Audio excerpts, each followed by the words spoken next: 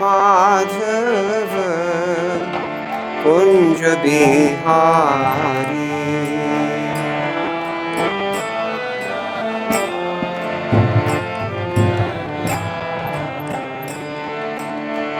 राधा माधव कुंज बिहारी।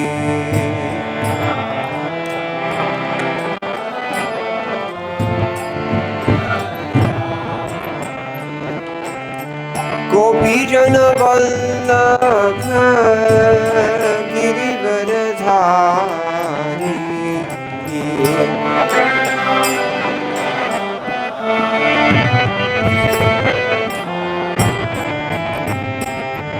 गोपी जन वल्लभ गिरिवरधारी।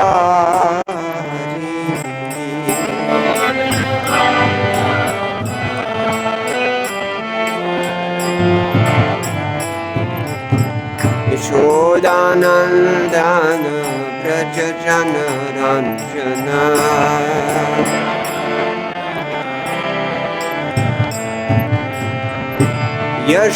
यशोदानंदन व्रज जन रंजन।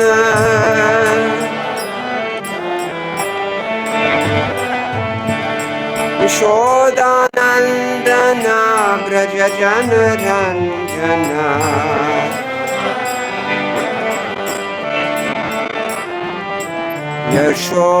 यशोदानंदन व्रज जन रंजन।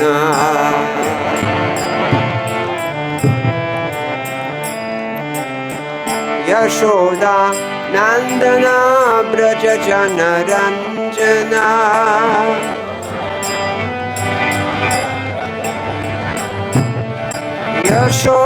यशोदानंदन व्रज जन रंजन।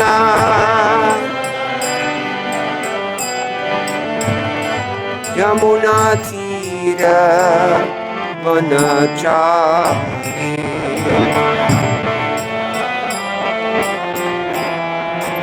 जय जय राधा माधव कुंज बिहारी।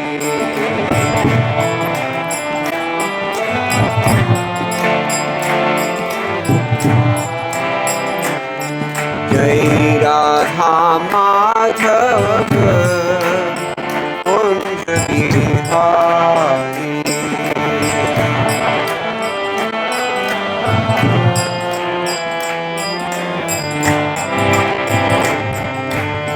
गोपी जन वल्लभ गिरिवरधारी।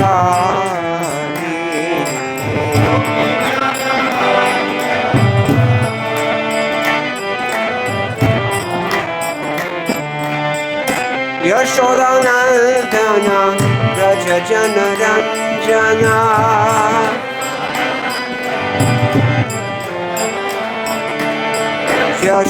यशोदानंदन व्रज जन रंजन।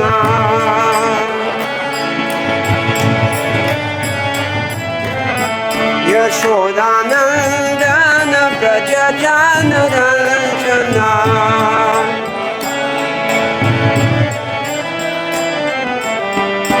यशोदानंदन व्रज जन रंजन।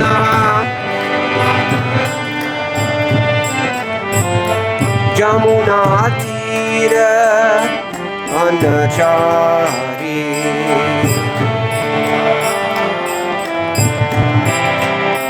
यमुना तीर वनचारी।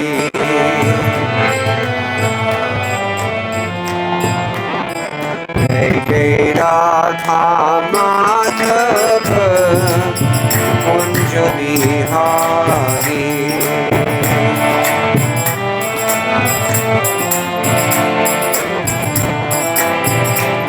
जय Radha Madhav Kunj Bihari.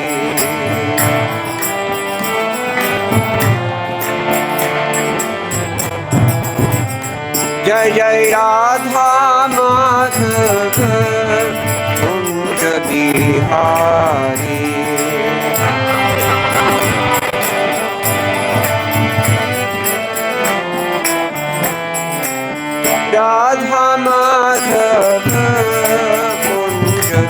Bihari.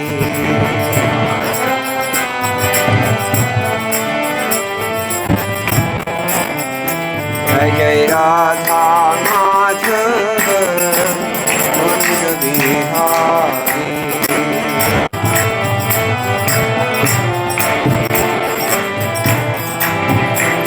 Jai Radha Madhava Kunja Bihari.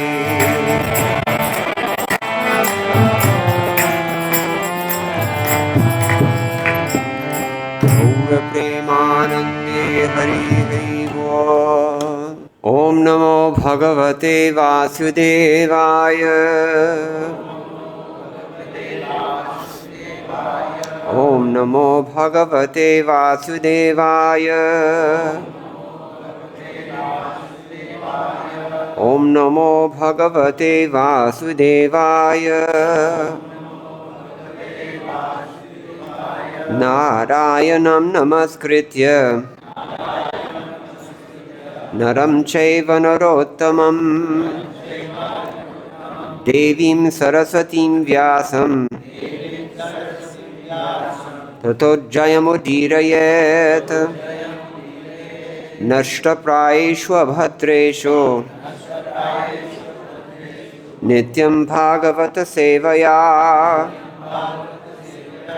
Bhagavati Uttama Shloke Bhaktir Bhavati Naishtiki Krishne Swadhamo Bhagate Dharmajnanadibhis saha Kalaunashtadrishamesha Puranarko Thunodita. This is Grantharaj Srimad Bhagavatam Canto 10. We're on chapter 87, Shruti Stuti. And today we will try to cover texts 14 and 15, but there's a lot of material there, and we really don't have time. But we will try. Just to give you some sense, I was looking at the commentaries on text 14 alone, and in Sanskrit, Devanagari text, that's 21 pages. So you can understand the situation. And that's just text 14. We have text 15 equal amount. So we can't really cover everything, but we will try. Mukam kuroti vachalam pungam lankayate girim yat kripatamaham vande paramananda madhavam. So we have, computer froze for a moment, but I'm okay now. We're on 14, yeah. Shri Shrutaya Uchuhum Jaya Jaya Jahya Jama Jita Dosha Grabhita Gunam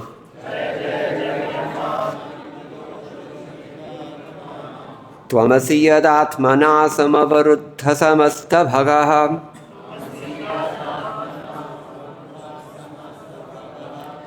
Agajagaro Kasam Akhila Shaktya Bodhakate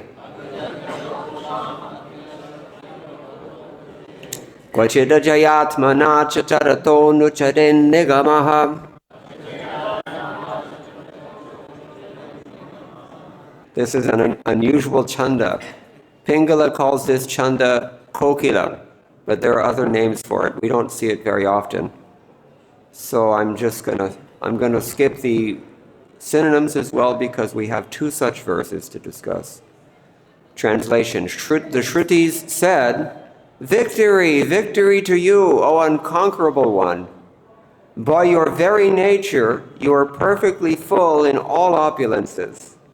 Therefore, please defeat the eternal power of illusion, who assumes control over the modes of nature to create difficulties for conditioned souls. O you who awaken all the energies of the moving and non-moving embodied beings, sometimes the Vedas can recognize you as you sport with your material and spiritual potencies." Please repeat. The Shrutis said, "Victory, victory to you, O unconquerable one.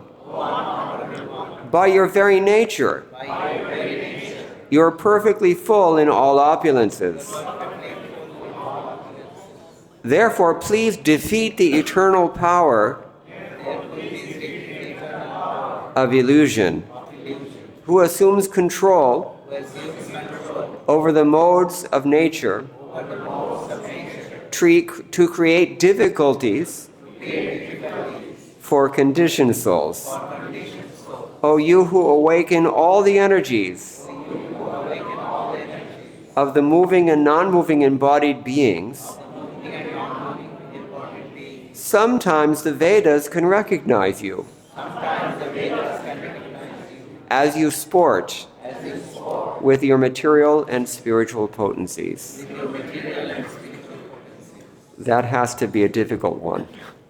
Let's see what the purport here says. This is a purport by the followers of His Divine Grace, A.C. Bhaktivedanta Swami Srila Prabhupada, international founder and Acharya of the International Society for Krishna Consciousness. Srila Prabhupada ki jai. According to Srila Jiva Goswami, the 28 verses of the prayers of the personified Vedas, that's texts 14 through 41, represent the opinions of each of the 28 major Shrutis. Just like earlier in the 10th canto we saw that when the gopis are gopya uchuhu, but each verse is a different gopi giving her perspective, because we all have our own perspective, don't we? That's what Krishna likes about us, and that's what we don't like about each other. Okay, so the chief Upanishads and other Shrutis concern themselves with various approaches to the absolute truth.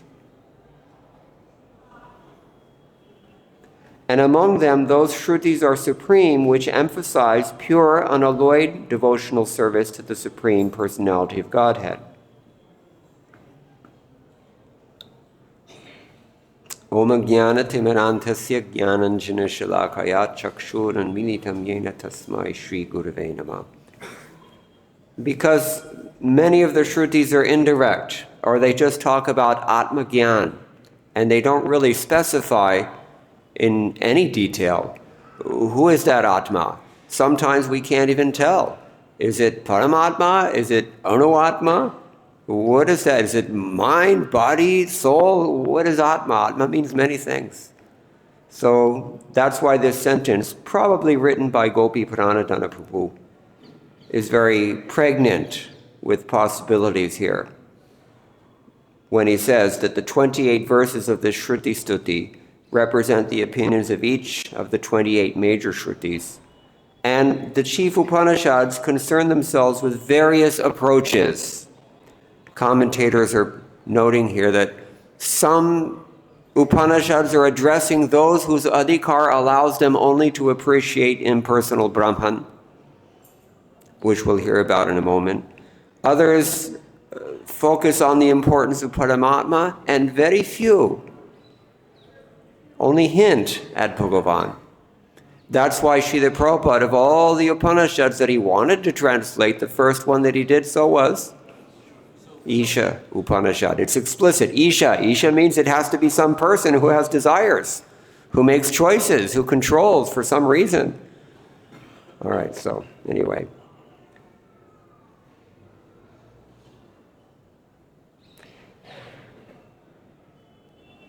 The Upanishads direct our attention to the personality of Godhead by first negating what is distinct from him, and then defining some of his important characteristics. Srila Vishwanath Chakravarti interprets the first words of this prayer, Jaya Jaya, to mean, please reveal your super excellence.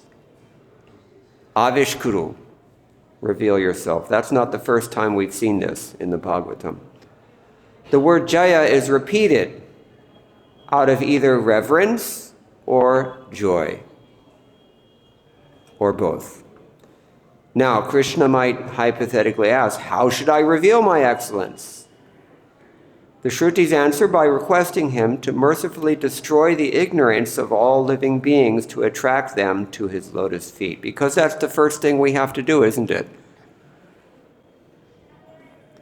If you're not freed of the anarthas, not freed of your ignorance, how much can you really process of what you're hearing? Everything will be filtered through the contaminated mind and twisted and twangled into something that is beyond the intention of the spiritual master or Vyas, as the case may be. So the first thing we have to do is purify our hearts. And how do we do that in Kali Yuga? Hare Krishna, Krishna Krishna, Hare Hare, Hare Rama, Rama Rama, Hare Hare. But let's not get ahead of ourselves. The Lord says, but Maya, who imposes ignorance on the jivas, is full of good qualities. That's how Krishna is taking here the word gribhita gunam. Why should I oppose her? The Vedas answer, yes, that's true, but she has taken on the three modes of nature just to bewilder the conditioned souls and make them falsely identify with their material bodies. Her modes of goodness, passion, and ignorance, moreover, are tainted, and that's because it's actually a compound, dosha gribhita gunam, if you recall. So that's how they take dosha gribhita. These modes of nature are tainted because you're not manifest in their presence. When you are in the material modes of nature, it's very difficult to really see Krishna. When you're in the spiritual modes of nature, that's another matter. But we're not there yet. Most of us are struggling with our ahankara and our bodily concept of life. And so this is quite relevant for us. The Shrutis go on to address the Lord as Ajita, implying that only you cannot be conquered by Maya, whereas others like Brahma are defeated by their own faults. So Krishna has no faults. The rest of us have flaws. These are among our quartet of conditional characteristics. What are the four conditional characteristics? We make mistakes. Why do we make mistakes? Because we're in illusion sometimes. Or we cheat sometimes. And at any rate, our senses are not perfect. So these flaws are there in all of us, but they're not there in Krishna. But Krishna's arguing with the Shrutis. Vishwanath Chakravarti and Chakravarti Thakur in particular likes to phrase his comments in terms of these hypothetical conversations. So Krishna is arguing. But what proof do you have that she can't conquer me? You know why he does this? Because, remember, the Shruti said, you are sometimes evident as you sport with your internal and external potencies. So they're talking about the Lord's external potency, that you're free of flaws because she has no influence over you. But Krishna's taking it to be that Maya is actually Yoga Maya. And is Krishna completely independent of Yoga Maya? Somebody answer me. Is Krishna totally independent of the influence of Yoga Maya? In a sense, you can say that's true. But in another sense, no, he's not. He's not free.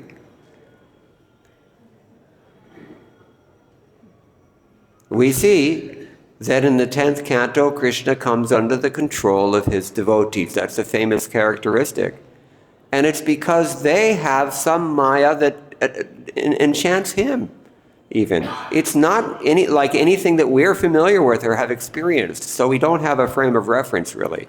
But he is very strongly influenced by his internal potency, Yoga Maya. Otherwise, how is it so that Ramachandra can wander through the forest crying and shouting the name of Sita, his wife? How is it possible? Like an ordinary conditioned soul, which he was imitating. We imitate God. God imitates us in Leela.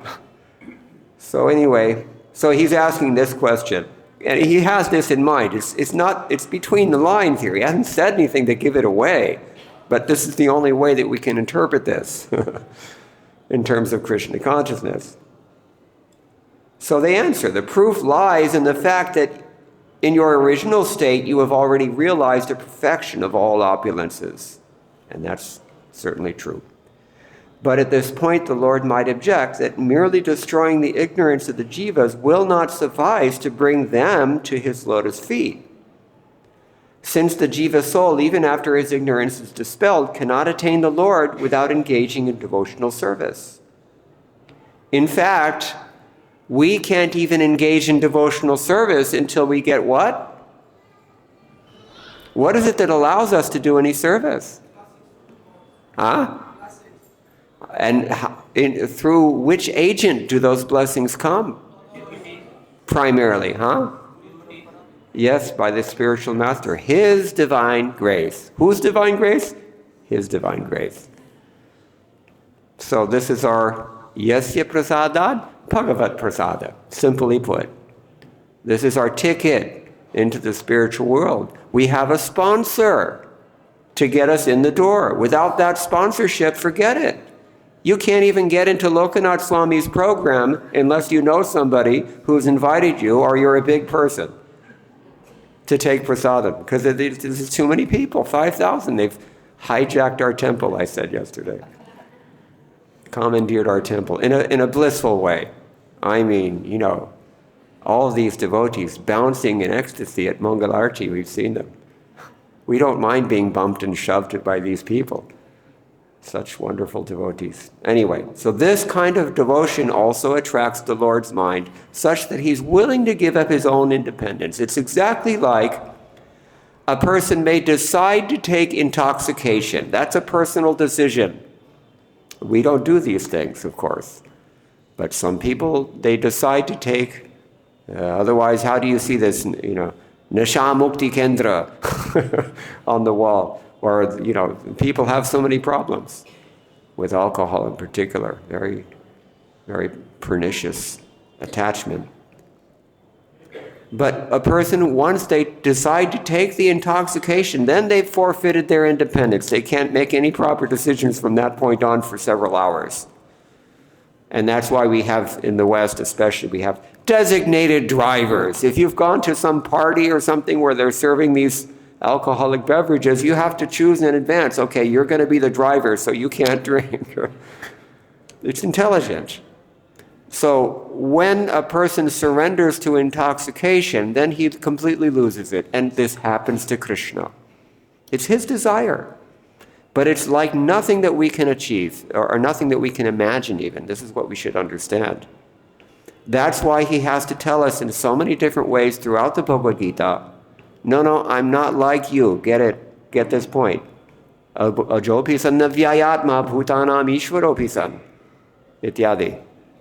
All right, I don't want to take too much time because we already have too much commentary here to read, but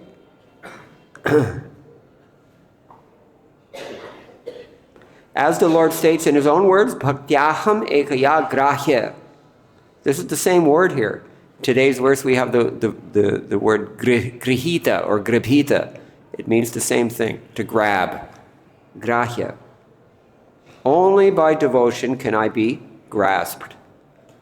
This is from 11th Canto, chapter 14, text 21. To this objection, the Shrutis reply, O Lord, O you who awaken all energies, after creating the intelligence and senses of the living entities, you inspire them to work hard and enjoy the fruits of their labor. In addition, by your mercy, you awaken their ability to pursue the progressive paths of knowledge, mystic yoga, and devotional service, allowing them to advance toward you in your aspects as of Brahman, Paramatma, and Bhagavan, respectively. This we've already stated. That's why I said the opening sentence that the Shrutis approach the Lord in various ways. These are the ways in which they do so. Brahmeti, Paramatmeti, Bhagavan iti, Shabdyate. And Jiva Goswami's entire Shat Sandarbha is based on this, explaining this. I'm sorry, his Bhagavat Sandarbha in particular. He spells this out. Okay. When jnana, yoga, and bhakti mature, you empower the living beings to directly realize you in each of your three aspects. So the devotees know Bhagavan only.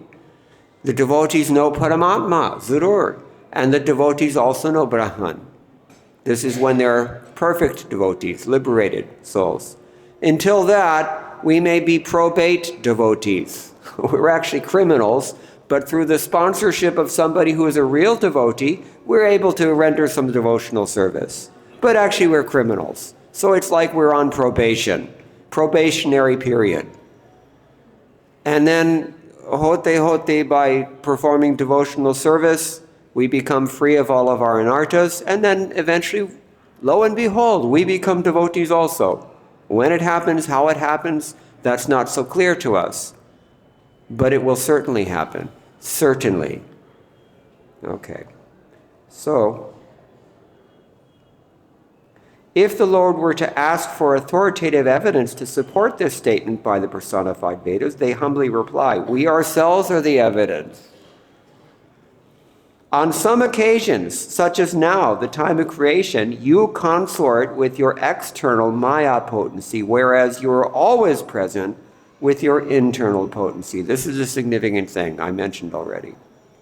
It is at times such as the present, when your activity is outwardly manifest, that we, the Vedas, can recognize you in your play.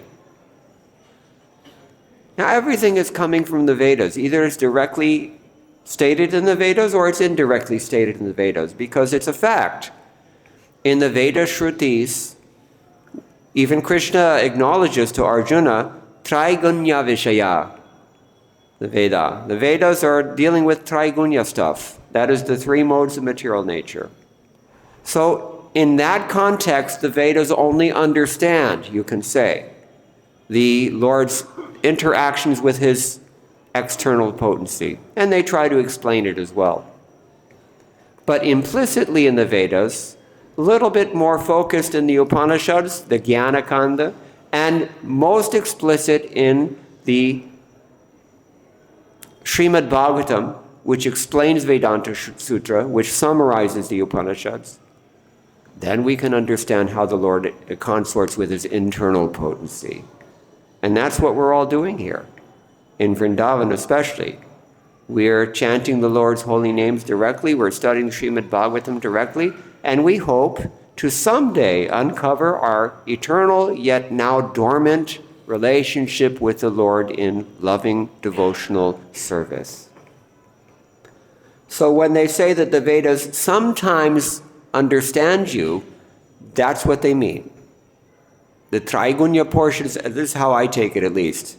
I have to admit, I haven't exhaustively studied all 50 pages of Sanskrit commentary in the short time that I had to prepare for this class. Maybe somebody says otherwise, so you have to take it with that caveat. But the Traigunya Vishaya Vedas, they may not explicitly understand the Lord, or at least they don't explain the Lord.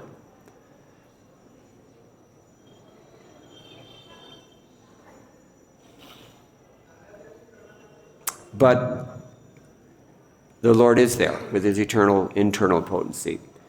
Thus endowed with the authority by their personal association with the Supreme Lord, the Shrutis promulgate the processes of karma, jnana, yoga, and bhakti as various means for the conditioned souls to employ their intelligence, their senses, mind, and vitality in search of the absolute truth. In many places, the Vedas glorify the transcendental, personal qualities of the Supreme. The following verse appears in the Shvetashvatara Upanishad, 6.11, in the Gopaltapani Upanishad, Uttara 97, and in the Brahma Upanishad, 4.1. So that means it's going to be on the test. You should know this verse. Eko deva sarva bhuteshu gurha sarva vyapi sarva bhutantaratma Karamadhyaksha sarva bhutadhivas sakshi cheta kevalo nirgunascha. The one Supreme Lord that lives hidden inside all created things. He pervades all matter and sits within the hearts of all living beings. As the indwelling supersoul, he supervises their material activities. Thus, while having no material qualities himself, he is the unique witness and giver of consciousness.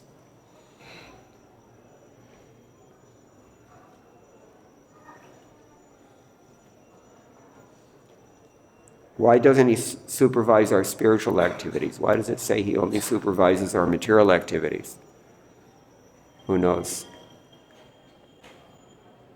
Well, in some sense you can say he does, but Paramatma is only necessary in this material world.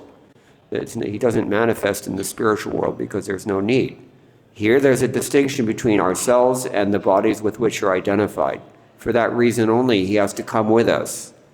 Just like if the children are wandering off into some dangerous place, the parents stay close by, out of love. So this is Paramatma. And he monitors everything. He makes sure that we don't stray too far. That's his great mercy. Okay.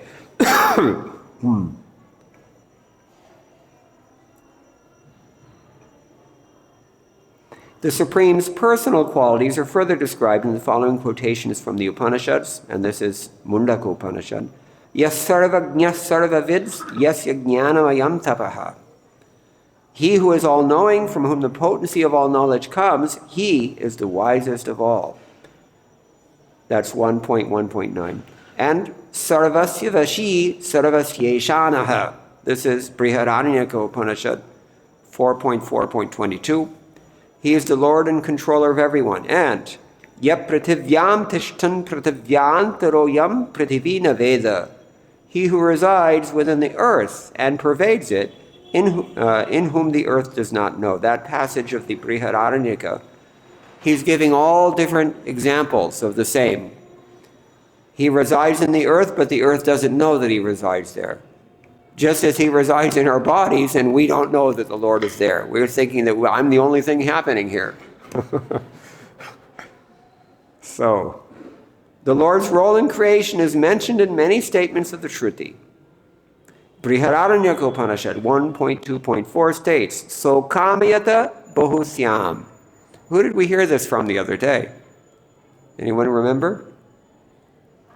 His Holiness Guru Prasad Swami gave a stunning class, as always, and he quoted this verse at some length. If you're a person, you can desire something, isn't it? If you're not personal, how you can possibly desire anything? So in this way, the Veda, the Shrutis, the Upanishads in particular, they're only hinting at the Lord's personality, Bhagavan. But it's undeniable that you cannot desire unless you're a person. That is a fact. So, what did he desire? He desired, I will become many. The phrase, so kamayata, he desired, here implies that the Lord's personality is eternal. For even prior to the creation, he desired this. Prior to the creation, the Absolute Truth experienced desire, and desire is an attribute unique to persons. Thank you, BBT editors.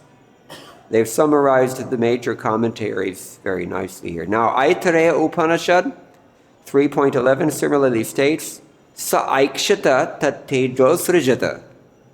He saw, and his power sent forth the creation. He saw Maya, and he consorted with Mahamaya by sending his glance. Actually, there's a purport, a unique purport in third canto. Srila Prabhupada mentions that Mahavishnu's desire to put creation into effect is an expansion of his desire to participate in Rasa Leela. You wouldn't have thought that, would you? But that's what he says. So, Saikshita, again, only a person is going to see something, and Tatejo Asrijita. By his power, this creation took place. That kind of confirms another Vedic mantra too. What is that? Satyakama, Satya Sankalpa. Whatever he sets his mind to, instantly it's a fact by his various potencies. And we're talking about those potencies. Or Tat Teja here may refer to the Lord's impersonal Brahman feature, because that's also Tejas, right? Ashesha Tejas.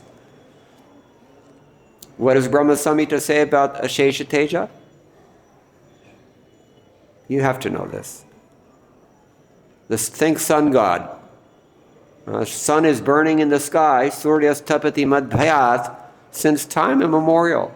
Out of fear of the Supreme Lord, he's performing this regular duty without fail. He's more, I want to say, punctual than a pujari in an ISKCON temple. Without fail, he will rise at exactly the appointed time each and every day. When you come to that level of dedication, then you can be the sun god. And this sage, back in the Shruti mantras, who is it? Vamadev. He realized one day that, oh my God, once I used to be the sun. Once I was Manu. Oh, what happened? Here I am. So, Tat Teja refers to the Lord's impersonal Brahman feature, his potency of all-pervasive eternal existence. In order to be all-pervasive and eternal, both, you have to be spiritual, and that is Brahman. The impersonal spiritual aspect is Brahman. And you cannot deny that it's the absolute truth, the supreme, but it's just his effulgence. Closer to personality than that is Paramatma, and the closest thing, the warmest thing, the most loving thing, Bhagavan. And bhakti is for Bhagavan. As described in Brahma Samhita, Yasya Prabha Prabhavato Jagaranda Koti Shvashesha Vasudhari Vibhuti Bhinnam Tad Brahma Nishkalam Anantam Ashesha Bhutam Govindam Adi Purusham Tamaham Bhajami. I worship Govinda, the primeval Lord, who is endowed with great power. The glowing effulgence of his transcendental form is the impersonal Brahman, which is absolute, complete, and unlimited, and which displays the varieties of countless planets with their different opulences in millions and millions of universes. Because everything in this world, it's within the Brahmajyoti, actually. It's just a small corner. Mahatattva. In summing up this verse, Srila Sridhar Swami prays, Jaya Jaya Jita Jaya Jayata Jahyaga Jangama Vritimajam Upanitam Rashagunam Nahi Bhavantam Rate Prabhavantyami Nirgama Gita Gunarnavatatva. He says, all glories, this is a very nice summary of this whole text and purport, so listen carefully. All glories to you, O unconquerable one. Please defeat the influence of your eternal Maya, who covers all moving and non-moving creatures and who rules over the modes of illusion. Without your influence, all these Vedic mantras would be powerless to sing of you as the ocean of transcendental qualities, the ocean of transcendental qualities. What does Vishwanath Chakravarti Thakur call that ocean? Kalyana Gunarnava, right? And what quality is most, I want to say, germane for all of us? Which out of those infinite qualities of the ocean of transcendental qualities of the Lord is the most important for all of us? Kripa, yes. Sangsara davana lali haloka tranaya karunya ghanakaratvam. Karunya, this is the quality. Praptasya kalyana gunarnavasya vande guroho shri charanarvindam. Krishna sends his devotees to carry that mercy, his divine grace, as I said before. That's why we say his divine grace. Not my divine grace. His divine grace. And all of us have to act as conduits of that mercy and extend that mercy to everyone else. It means we have to be qualified to do that. It means we have to become devotees ourselves. Devotee means pure devotee. We're all, as I said before, devotees in training. Bhakti with training wheels. The children, when we buy them their bicycles, when they're too young and unsteady, you have to put little small wheels on the side to keep it from falling over, because they'll definitely fall. So bhakti with training wheels, that's what we're doing right now. Or probate bhakti is another way to say it. A little less innocent. So, this is Sridhar Swami's conclusion. We have 15 minutes left, or 16, 17 minutes left. And we've got another verse of equal substance. Shall I go on, or should we give 15 to somebody else? I'll take it. Okay. You've already told someone else. All right. So, again, as I said, there's just tons and tons of commentary. We just have to skip it over because the time is limited. Because we all get hungry. All right. So text 15. Briharupalabdhametadavayantya. This is not exactly the same chanda, I think, but it's pretty close. Yata udayastamayo vikriter mridivavi kritat atarishayo dadhustvayimano vachanacharitam katamayatha bhavanti bhuvidatta padani nram. That means this perceivable world is identified with the Supreme because the Supreme Brahman is the ultimate foundation of all existence. We just mentioned that. Remaining unchanged as all created things are generated from it and at last dissolved into it. Just as clay remains unchanged by the products made from it and again merged into it. Thus it is toward you alone that the Vedic sages direct their thoughts, words, and acts. After all, how can the footsteps of men fail to touch the earth on which they live? One way or the other. Unless you're bound to a wheelchair, your feet are going to touch the ground. That's what it means to be a human being. Sometimes they say the demigods, their feet do not touch the ground. Our feet touch the ground. So, a potter may make some clay pots, he may make some clay deities. If you have visited Guruvayur, you know that they make these clay deities of Lord Krishna, which Prabhupada named Karta Mahashay. What does Karta Mahashay? The big boss.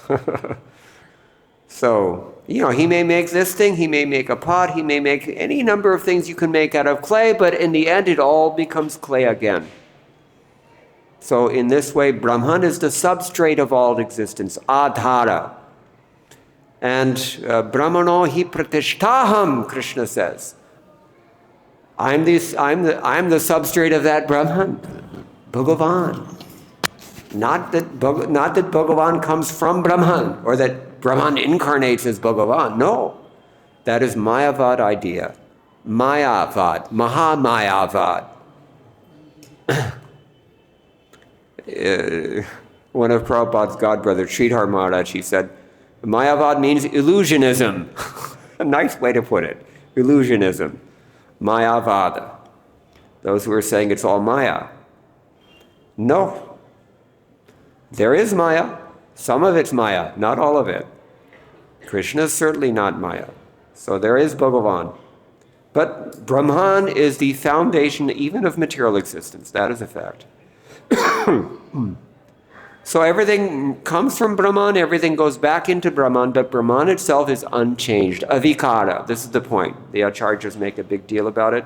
Let's see how far we can get into this purport by the disciples of His Divine Grace, Srila Prabhupada. There may be some doubt as to whether the Vedic mantras are unanimous when identifying the Supreme Personality of Godhead. After all, some mantras state, Indro yato vasitasya raja. Indra is the king of all moving and non-moving beings. That's from Rig Veda. I'm going to skip the numbers for brevity. While others say, Agnir murdha divaha. Agni is the chief of the heavens. And yet other mantras point to different deities as the absolute. It would seem then that the Vedas present a polytheistic worldview. What does that mean, polytheistic? Many gods. Yeah, right? In Hinduism, there's so many gods, people think. There are not so many gods, actually. The Upanishads again tell us, someone asked, how many gods? 33 koti. 33 crores. Oh my God, really? Well, no, actually there's only 33. 33 gods. But actually there's only 3 gods. But actually there's only one. So they're all representing him to some degree or another, to one degree or another. But actually there's only one. And that is Ekala Ishvara Krishna Arashabhritya. Okay? Answering this doubt that, Hinduism has many gods, the Vedas themselves explain in this verse that there can only be one source of universal creation, and it's called Brahman, or Brihat, the greatest, which is the singular truth underlying and pervading all existence. No finite deity like Indra or Agni can fulfill this unique role. Right? Agni is born. Indra is born. Right? They're all born and they all die. All these demigods. It's not blasphemy to say that, it is a fact. Abrahma bhuvana loka punaravitarnarjana. So, but they all come from Brahman, and this Brahman is just an aspect of Krishna. What a wonderful personality the personality of Godhead is. That just his effulgence is affecting all this whole creation and all this infinite variety. That is a wonderful personality. So, as indicated here by the word Tvayi, Lord Vishnu alone is the absolute truth. Indra and other demigods may be glorified in various ways, but they possess only those powers Lord Shri Vishnu has granted them. In fact, in the second canto, we have that famous verse glorifying the holy name. Just now I can't remember, but the commentators there, they say that actually all the demigods' names, they don't belong to the demigods. Just like Indra, Vayu, Chandra, Shiva, Mahadeva, Brahma. These are all names of Bhagavan Vishnu only. But he allows them to use those names. Just like we have the same names, isn't it? But they're not our name. They're the Bhagavan's name, but we're given that name by the spiritual master. In the same way, Krishna allows them to take his names so that they can be Krishna conscious. So we should not separate and develop a conception that these gods are independent of the holy name of Lord Vishnu, correct? Have we heard that before? What is it in Sanskrit? I can't remember now. You should not see them as being independent, nor are they equal. The Vedic sages understand that this entire world, including Indra, Agni, and everything else perceivable by the eyes, ears, and other senses, is identical with the one supreme truth. The personality of Godhead, who is called Brihat, the greatest, because he is Avashesha, the ultimate substance that remains. Avashishta. After you burn incense, it's called dhupshesh, ashes. Avashesha, what remains? That is only Brahman. From the Lord, everything expands at creation, and into him everything dissolves at annihilation. He exists before and after the material manifestation as the constant basis. Basis, I said before, adhara. Known to philosophers as the ingredient cause, upadan. We know there are two causes, right? Upadan, nimitta. Upadan means the stuff that you're working with, the clay for the pot. And the nimitta means the potter himself. We can say that the potter is the source of the pots. We can say that, but he's only the nimitta. He's not the upadan. So Vishnu alone is the upadana, the ingredient cause. Despite the fact that countless manifestations emanate from him, the Supreme Lord exists eternally unchanged, an idea the Shrutis specifically emphasize here with the word avikritat. Avikrita. Vikrita means it's undergone vikara, change. We go through changes. My God, do we go through changes? What kind of changes do we go through? Every day, especially if you're a Gemini. You're a different person every day. And at least we go through youth, and we go through, what is that? Dehino smilyata dehe, komaram yovanam jara ityadi. And even beyond this one lifetime, we go through so many changes, isn't it? one body after another. Whether one day we're a demigod, we go through so many changes. And Sarva Kshetra Vikara the Lord is the only one who watches everybody from within, as we said earlier, and he's noting down all that he knows, every change that we've been through. He understands. So we can depend on him. But he himself does not undergo change, avikara. And that's there in Bhagavad-Gita as well. The words mridiva, as in the case of clay, allude to a famous analogy spoken by Uddalaka to his son Shvetaketu in the Chandogya Upanishad. Vacharam phanam vikaro namadheyam mritaketyeva satyam. The objects of the material world exist merely as names, transformations defined by language, whereas the ingredient cause, like the clay from which the pots are made, that is the actual reality. This is why we have a problem with postmodern philosophers who say that words have no inherent meaning. That's maybe true with mundane languages that undergo evolution, like English, but it's not true of the eternal language. The objects of the material world exist merely as names, transformations defined by language, whereas the ingredient cause, that's Brahman, like the clay from which pots are made, is the actual reality from which everything extends. A mass of clay is the ingredient cause of various pots, statues, and so on, but the clay itself remains in its essence unchanged. Eventually, the pots and other objects will be destroyed and returned to the clay from which they came. Similarly, the Supreme Lord is the total ingredient cause, yet he remains eternally untouched by transformation. This is the purport of the statement, Sarvam Kalavidam Brahma, famous one from Chandogya as well. Everything is Brahma. Of course, we say Sarvam Kalavidam Radha, because we live in Vrindavan, and that's relevant for us. Wondering at this mystery, the great devotee Gajendra prayed, Namo Namaste Khilakaranaya Nishkaranayad Puttakarmakaranaya. Obeisances again and again to you, the source of all creation. You are the inconceivable cause of all causes, but of you there is no other cause. Prakriti, material nature, is often considered the ingredient cause of creation. In Western science, as well as in the Vedas, this does not contradict the higher fact of the Supreme Lord's being the final cause, since Prakriti is his energy and is herself subject to change. In Srimad Bhagavatam, the Lord Krishna says, this is 11th canto, Prakritir yasyupadanam adhara purushaha para sato bhivyanjakaha kalo brahmatat tratayam tvaham. The material universe is real, having Prakriti as its original ingredient and final stage. Lord Mahavishnu is the resting place of nature, which becomes manifest by the power of time.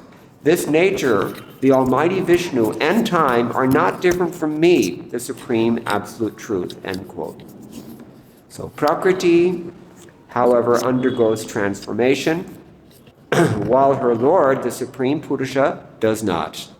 Prakriti is the personality of God as external energy, but he has another energy, his internal energy, which is Sarup Buddha, non-different from his very essence. The Lord's internal energy, like himself, is never subject to material change. That's why we heard, sometimes the Vedas can apprehend the Lord, sometimes they cannot. If they're in touch with this Yoga Maya, they can understand. If we are in touch with Yoga Maya, we can understand. Otherwise not. We'll only understand the external feature of the Lord. Therefore, the mantras of the Vedas, along with the rishis who have received these mantras in meditation and transmitted them for the benefit of mankind, direct their attention primarily toward the personality of Godhead. The Vedic sages direct the activities of their minds and words, that is to say, their inner as well as literal meaning, abhita, of their utterances, first of all toward him, and only secondarily toward the transformations of Prakriti, such as Indra and other demigods. This is why it is so offensive to identify all these demigods as, to call them gods is not proper actually, because they're not God.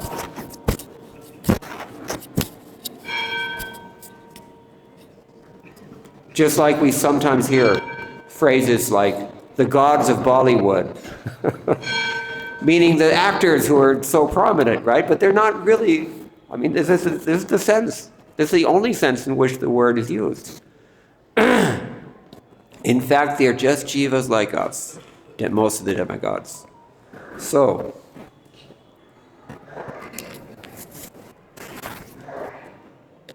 they're transformations of Prakriti.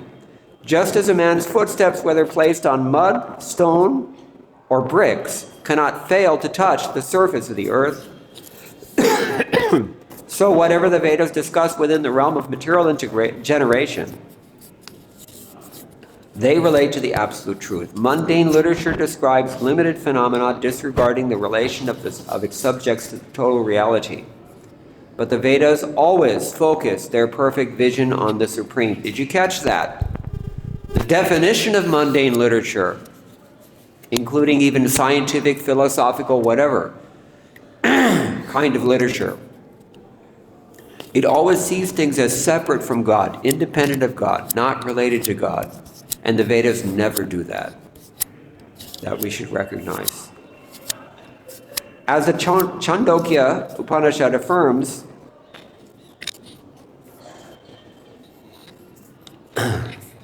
will be done in a moment, in its statements, Mritiketyeva Satyam and Sarvam Kalavidam Brahma, reality is understood properly when everything is seen to be dependent on Brahman, the Absolute, for its existence. Brahman alone is not real, because nothing we see in this world is real. Brahman alone is real, not because nothing we see in this world is real, but because Brahman is the absolute, final cause of everything.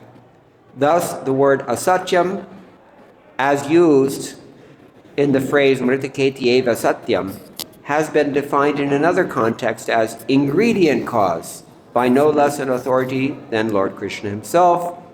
Yad upadaya purvasto bhavo vikrute param adir anto yada yasya tat satyam abhithiyate.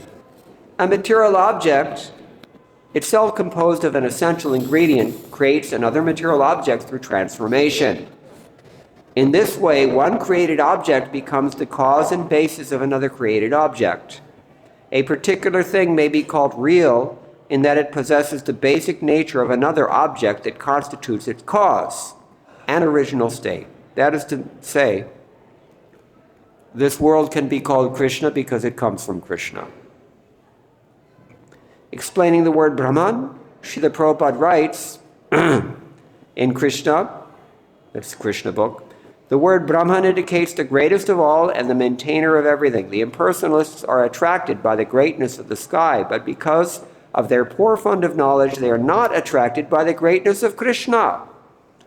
In our practical life, however, we are attracted by the greatness of a person and not by the greatness of a big mountain. Even you see a beautiful painting and instantly the first thing you ask, who did it? You hear a beautiful kirtan, who's singing? Correct?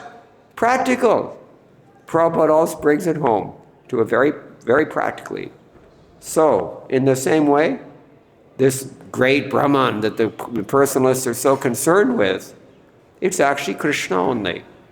And they're more concerned with it because they don't want to recognize Krishna. And they don't want to recognize Krishna because they're envious of Krishna. That envy taking the form of refusal to recognize their accountability to Krishna. So, this is the problem with impersonalism. Thus, the term Brahman actually applies to Krishna only. Therefore, in the Bhagavad-Gita, Arjuna concluded that Lord Krishna is the Param Brahman, the supreme resting place of everything.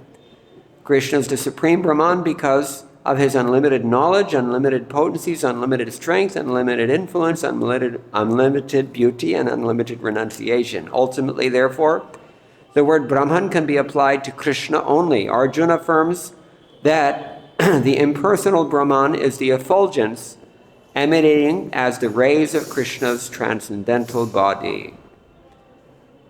Krishna is the Para-Brahman. Everything rests on Brahman, but Brahman itself rests on Krishna. Therefore, Krishna is the ultimate Brahman, or Para-Brahman. The material elements are accepted as the inferior energy of Krishna. By their interaction, the cosmic manifestation takes place, rests on Krishna, and after dissolution again enters into the body of Krishna as his subtle energy. Krishna is therefore the cause of both manifestation and dissolution. In summary, Srila Sridhar Swami prays, and here he's wrapping it up again. Druhina Vahni Ravindra Mukhamara Jagarinam na bhavet prathitam Bahumukhayra Vimantra Ganayra Jas Twamuru Murti Ato Vinagadyase. The demigods headed by Shiva, Agni, Surya, and Indra are indeed all beings in the universe. And indeed, all beings in the universe do not come into existence independently of you.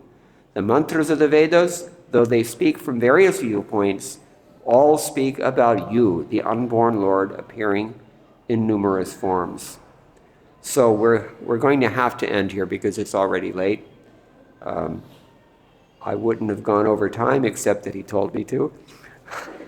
And sorry for so much reading also, but the purports themselves are so vast. And because they're trying to summarize the extensive commentaries which we've already discussed. Okay, so the conclusion is this, very simple. Brahman is Param Brahman, as Arjuna says in Bhagavad-Gita, Param Brahma, Param Dhama, Pavitram Paramam Bhavan, ityadi.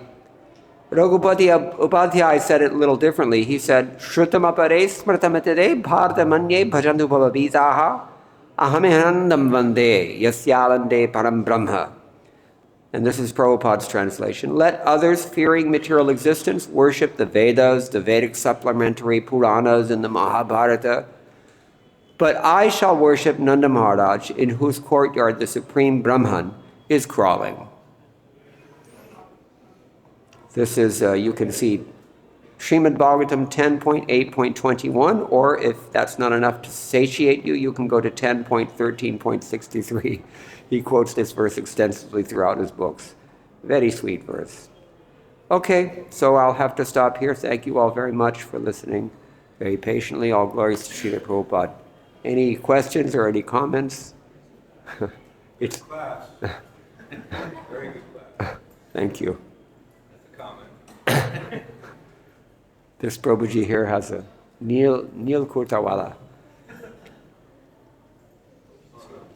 I just said I can't believe it. Everybody's listening to Lokanath Swami, I know. Hare Krishna, Prabhu. Yes. You mentioned, or you were reading about the Lord's illusory potency, described it as being eternal.